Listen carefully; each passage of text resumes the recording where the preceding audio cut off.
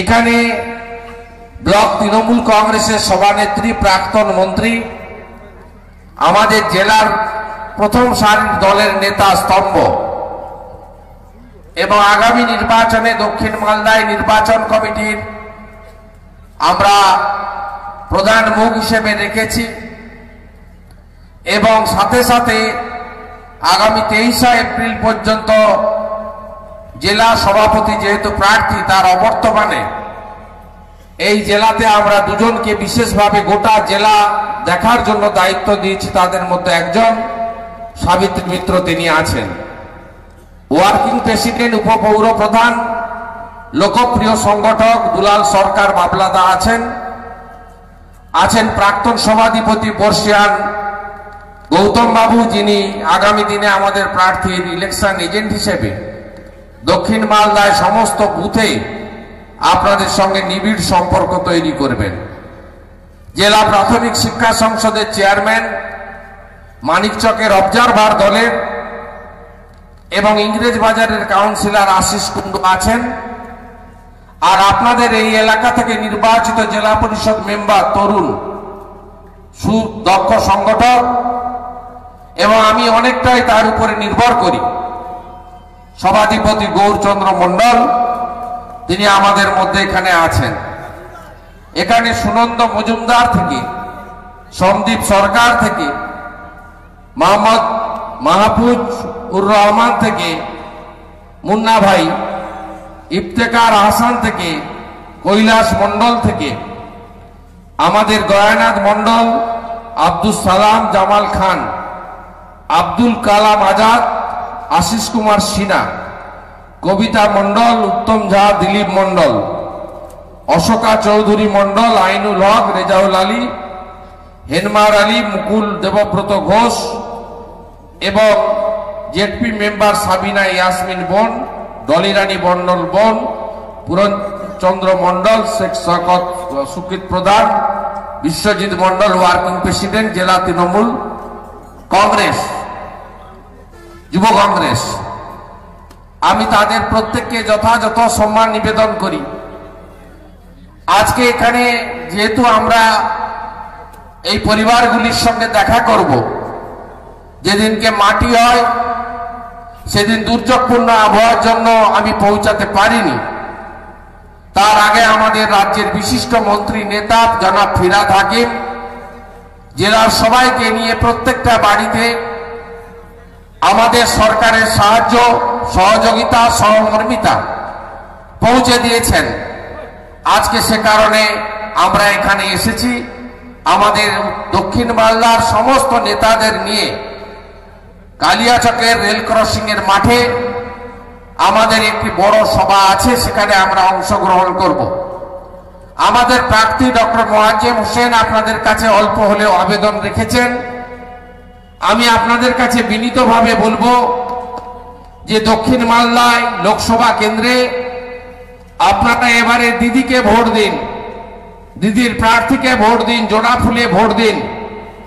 তার কারণ হলো মালদা জেলাতে 2018 পঞ্চায়েতের নির্বাচনে আপনারা পরিবর্তন এনেছেন উন্নয়নের জন্য। আপনারা জননেত্রীর এত উন্নয়নমূলক কাজ, যে কাজ বিগত দিনে কংগ্রেসের পঞ্চায়েত জেলা পরিষদ বা সিপিএম এর জেলা পরিষদ পঞ্চায়েত দিতে পারেনি, তার জন্য আপনারা আমাদের সমর্থন করেছেন।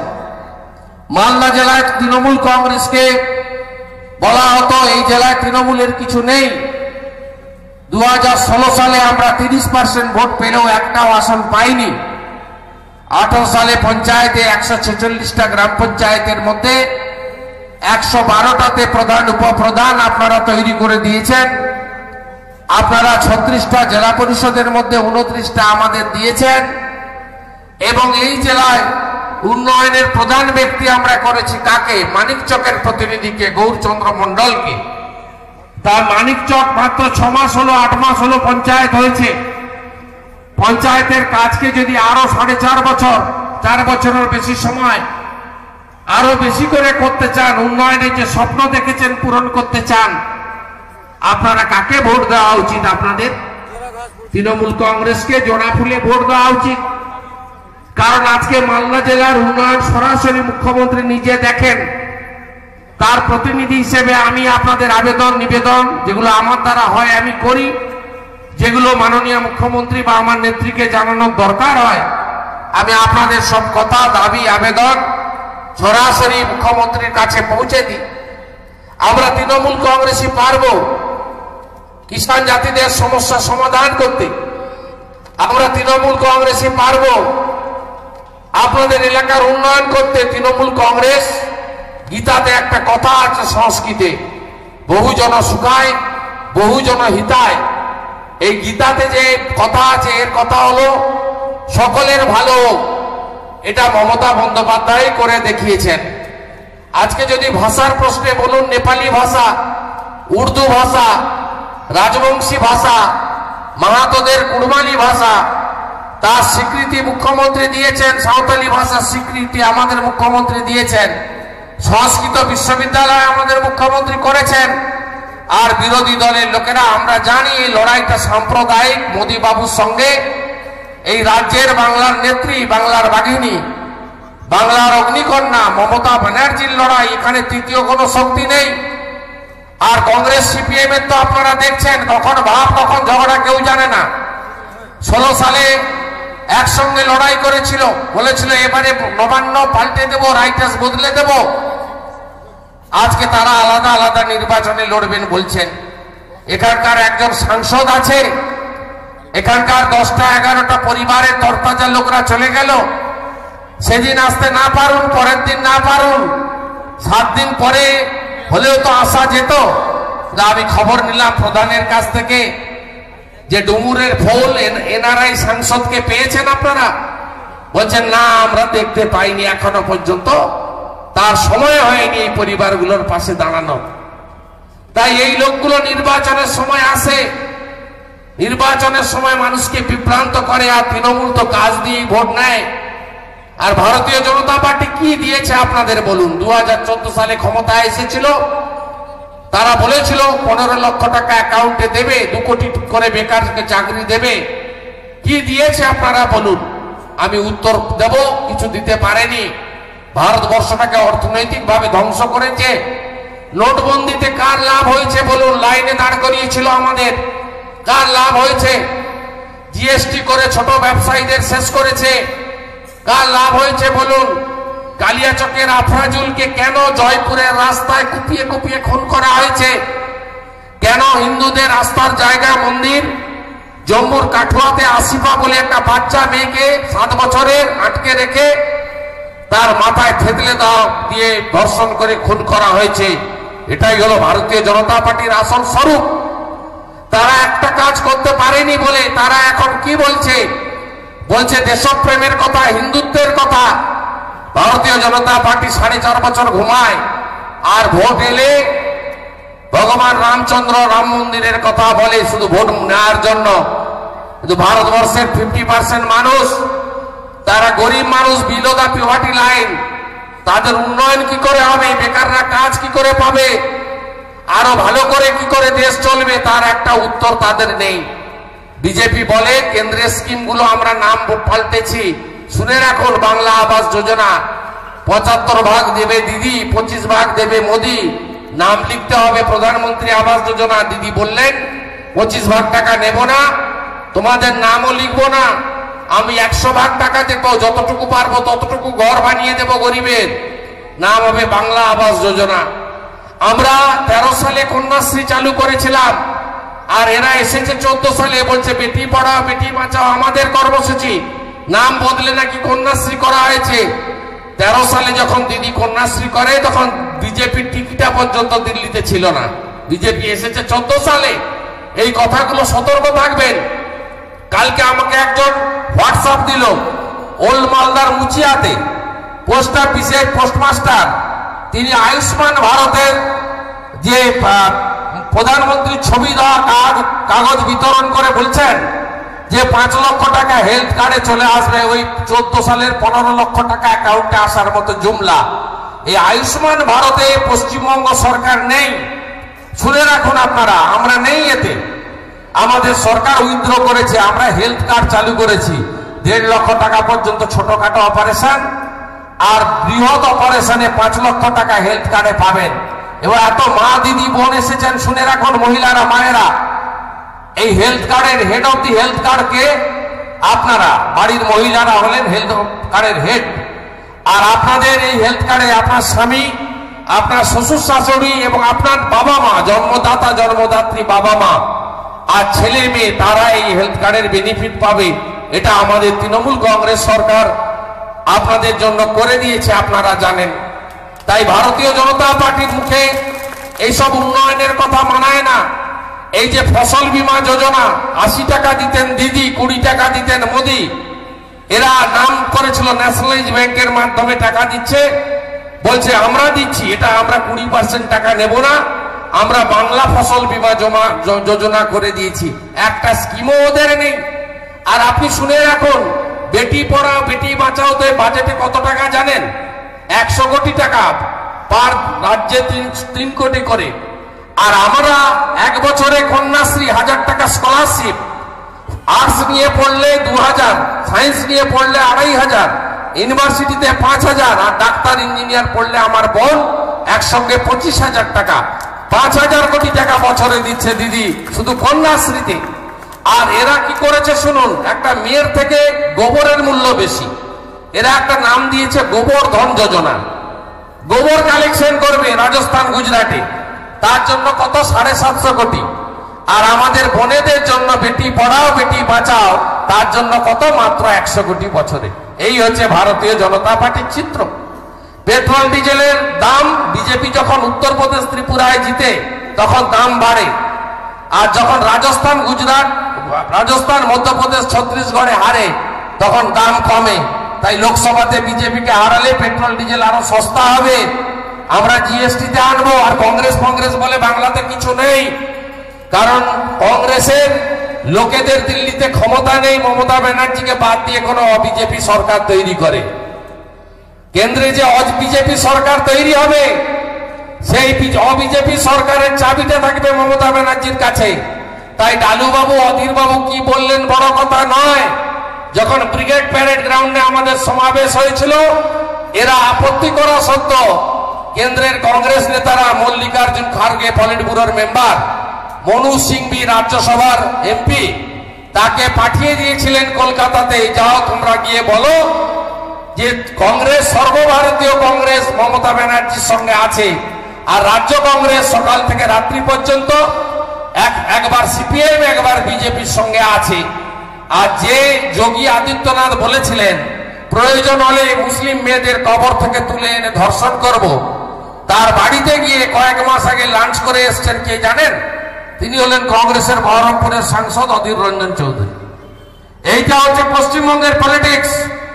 তাই আপনারা যারা ধর্ম নিরপেক্ষ শক্তিকে বিশ্বাস করেন, যারা মনে করেন শিখ খ্রিস্টান জৈন বুদ্ধিস্ট মাইনরিটি মুসলিম তাদের উপর এদের আমলে অত্যাচার হচ্ছে, আফরাজুলের মতো ঘটনা ঘটছে, তাদের একজোট হয়ে জোড়া ফুলে ভোট দিতে হবে, অন্য জায়গায় ভোট দেবেন না। সাম্প্রদায়িক শক্তি উৎসাহিত হবে। আর তৃণমূল কংগ্রেস কখনো কোনো নির্বাচনী ময়দানে কখনো ধর্ম জাত পাত সম্প্রদায় নিয়ে আমরা ভোট করি না। আমরা ভোট করি কন্যাশ্রীর কথা বলি। আর তৃণমূল কংগ্রেস সবার স্বার্থ দেখে, আমি আগেও বলেছি, ধরুন ইমাম মুয়াজ্জেম সাহেবদের আমরা সম্মানিক দিলাম সামান্য টাকা, 2000 আর 2500 আর 1000, অতি সামান্য, এটা কোনো টাকা নয়। তো আমাদের মুখ্যমন্ত্রী দিলেন, এরা কি বললো? মুসলমান তোষণ করছে। আমরা বললাম বাবু আমরা তো করের টাকা থেকে দিইনি, ওয়াকফের টাকা, তার মালিক মুসলমান, সেই টাকা থেকে যদি সামান্য সাহায্য করি, কারণ পালস পোলিও অভিযান, সাক্ষরতা মিশন, এইসব লোকরা প্রচুর সাহায্য করে। কোথাও আমাদের নিজেদের মধ্যে ভুল বুঝাবুঝি হলে আগে পৌঁছে যায় এরা, তাতে সমস্যা কি বাবু? আমরা তাদের দিয়েছি। আবার দেখুন, যখন দুর্গাপুজো হলো 18 সালে, আমরা আমাদের মুখ্যমন্ত্রী 28,000 ক্লাবকে বললেন আমি 10,000 টাকা করে, দুর্গাপুজো তো শুধুমাত্র একটা ধর্ম পুজো নয়, নিশ্চিতভাবে আমরা যারা হিন্দু ধর্ম বিশ্বাস করি, আমরা পুষ্পাঞ্জলি দিয়ে আরতি করি, আমরা ঠাকুরকে প্রণাম করি, স্তোত্র পাঠ করি, চণ্ডী পাঠ করি, আমরা আমাদের মন্ত্র উচ্চারণ করি, সেটা অন্য ধর্মের লোক করবে না, তাদের ধর্ম তাদের জায়গায়। কিন্তু তার বাইরে দেখবেন মঞ্চ হয়, পুজোর বাইরে একটা শারদীয়া উৎসব লেখা হয়, সেই মঞ্চে কিন্তু কোনো জাত পাত ধর্ম থাকে না, গান হচ্ছে, বাজনা হচ্ছে, সবাই মিলে আনন্দ করছে, ছোট ছোট বাচ্চারা সাংস্কৃতিক অনুষ্ঠান করছে, কত কিছু হয়, মেলা হয়, সবাই যায়। এটা হচ্ছে পশ্চিমবঙ্গে ভারতবর্ষের কালচার। আমরা 28,000 ক্লাবকে 10,000 টাকা করে দিতে চাইলাম পুজোতে। প্রথমে হাইকোর্টে গিয়ে বলল যে এরা হিন্দুদের তোষণ করছে। হাইকোর্ট এক গালে থাপ্পড় লাগানো, বলে বেশ করেছে, দিয়েছে। বলো ঠিক আছে, সুপ্রিম কোর্টে যাই। সুপ্রিম কোর্টে গেল, সুপ্রিম কোর্টে আরেকটা গালে থাপ্পড় খেয়ে এসছে বিজেপি আর কংগ্রেস। বলল মমতা ব্যানার্জি উৎসবে সাহায্য করে, ঠিক করেছে। এটাই হলো পশ্চিমবঙ্গ। আজকে দিদির নেতৃত্বে 7.5 বছরে কত উন্নয়ন বলুন কৃষকরা। আজকে মহিলারা আছেন এসএইচজি গ্রুপের আনন্দধারা, মুক্তিধারা, গরিব বাড়ির মেয়েদের বিয়ে দেওয়ার জন্য রূপশ্রী। ভারতবর্ষের কোথায় আছে বলুন আপনি, কোথায় আছে বলুন? আইসিডিএস এর বেতন এত দিল্লি দিচ্ছে না, আমরা বাড়াচ্ছি 1 এপ্রিল থেকে আবার 500 টাকা পাবে। ইতিমধ্যে বাজেটে ঘোষিত হয়েছে, আশা কর্মী প্রাণী মিত্রাদের 1500 টাকা করে হয়েছে। মহিলাদের জন্য এত উন্নয়ন, পঞ্চায়েতে 50% সংরক্ষণ কে দিয়েছে? আজকে দেখুন মতুয়া বোর্ড আমরা করে দিয়েছি মতুয়া সম্প্রদায়ের জন্য, নমশূদ্র বোর্ড আমরা করে দিয়েছি, মাদের জন্য কুর্মী বোর্ড আমাদের সরকার করে দিয়েছে। সরকার সকলকে সাহায্য করছে, সবার জন্য সরকার কাজ করছে। এখানে কৃষি জমিতে আছেন আপনারা, আপনারা বলুন কৃষি জমির খাজনা দিতে হয়, আপনাদের মিউটেশন কনভার্সন সব ফ্রি করে দিয়েছে দিদি মুখ্যমন্ত্রী। এবারে মুখ্যমন্ত্রী আপনাদের কি দিয়েছেন? শুধু হেলথ কার্ড দেননি, তিনি 5,000 টাকা করে বছরে 2টো পর্যায়ে চাষের জন্য আপনাদের দেবেন। চাষের জন্য আপনাদের স্থায়ী দেবেন, প্রত্যেক বছর পাবেন কৃষকরা।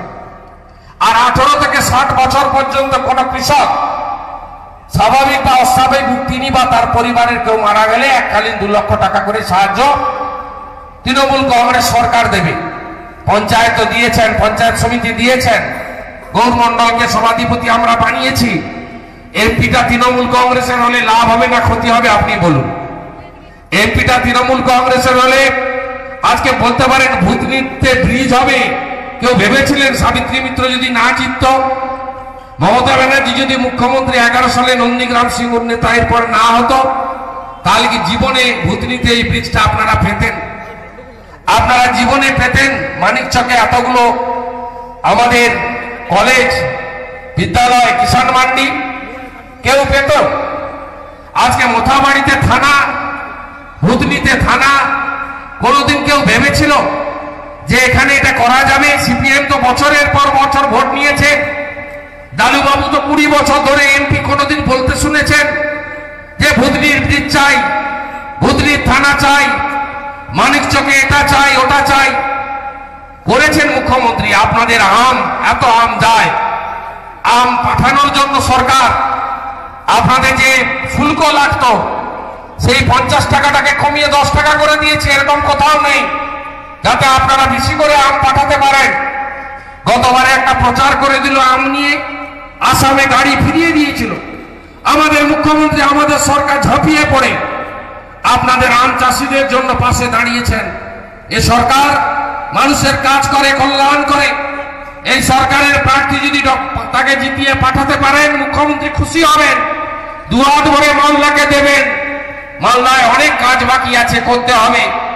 আমি আপনাদের প্রতিনিধি, আমিও কথা দিয়ে যাচ্ছি। আপনারা আমাকে তো পান, আপনারা আমার কলকাতার দপ্তরেও যেতে পারেন। মালদার প্রয়োজনে, মালদার উন্নয়নে আপনাদের যে কোনো সাহায্যে আমরা করব, অঙ্গীকারবদ্ধ। তাই আপনাদের বলবো, সাম্প্রদায়িক বিজেপির সঙ্গে এই লড়াইতে আপনারা সবাই দল বেঁধে ঘাসের উপর জোড়া ফুলে 23 এপ্রিল বোতাম টিপে ডক্টর মোয়াজ্জেম হোসেনকে জেতাবেন, ভোটটা দিবেন দিদিকে। প্রতিনিধি থাকবে মোয়াজ্জেম হোসেন, এটাই আপনাদের কাছে বিনম্র আবেদন করব। আর আগামীকাল 20 তারিখে ভোটার তালিকায় নাম তোলার আরেকটা দিনের সুযোগ, যদি এখনো কোনো নাম না উঠে থাকে তার নামটা তুলতে হবে। সম্প্রতি যদি বিবাহ কোনো মহিলা এসে থাকে, বোন এসে থাকে, তার নামটা কালকে তুলে দেবেন। আর কি এবারে ভোটের মেশিনটার দিকে তাকাবেন, কারণ এই বিজেপির লোকরা দুরাত্মার ছলের অভাব নেই, এরা পারে না এমন কোনো কাজ নেই। কারণ প্রকৃত যারা বিজেপি ছিল তারা সব আউট হয়ে গেছে। অটল বিহারী বাজপেয়ী নেই, আদবানিজি, রাজনাথ সিং সব ঘর ঢুকিয়ে দিয়েছে। এরা এখন বিজেপির মাতব্বর। এই মাতব্বররা জানে মানুষের সমর্থন পাবো না। 31% ভোট নিয়ে গতবারে জিতেছিল, বিরোধীদের ভোট বিভাজন হয়েছিল, তাই ভোটের মেশিনে বোতাম টিপবেন জোড়া ফুলে। পাশে একটা মেশিন আছে ভিভিপ্যাট, আগে ছিল না, আগে থাকলে উত্তরপ্রদেশে বিজেপি জিততে পারত না। ভিভিপ্যাট মেশিনে 7 সেকেন্ড তাকিয়ে থাকবেন, 7 সেকেন্ড তাকানোর দরকার নেই, 7 সেকেন্ড ধরে কাকে ভোট দিলেন তার নাম আর প্রতীকটা উঠবে, দেখে নিবেন। জোড়া ফুল মমতাদির প্রতীক, বাংলার প্রতীক, উন্নয়নের প্রতীক, সবার প্রতীক, আমার প্রতীক, আপনার প্রতীক, সেই প্রতীকে আপনার ভোটটা পড়েছে কিনা।